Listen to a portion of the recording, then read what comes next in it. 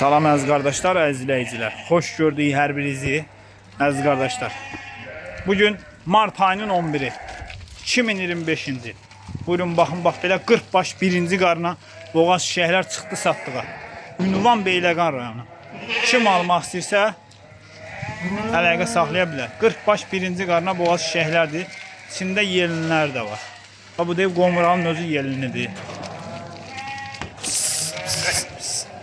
Baba.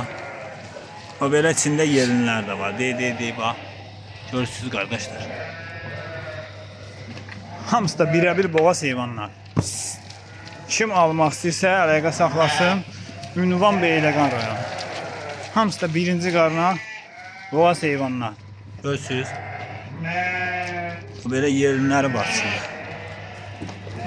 Çox deyil, yunun içində də görünür. Birəbir boğaz heyvanlardır əziz qardaşlar. Ünvan da Beyləqan rayonu. Ay maşallah. Durna kimi heyvanlardır. Təmiz Beyləqan sortudur bunlar. Dəvə qulaq, durna boğaz deyil. Bunlar təmiz Beyləqan sortudur. Hamısı da barlı şirin heyvanlar.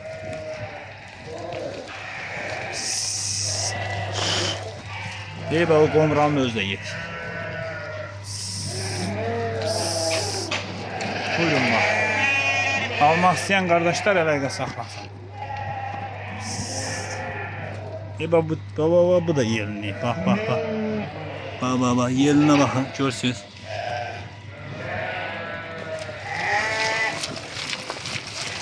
Birəbir hamısı boğaz heyvanlar.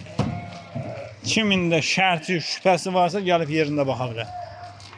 Boğazlığına baxa bilər.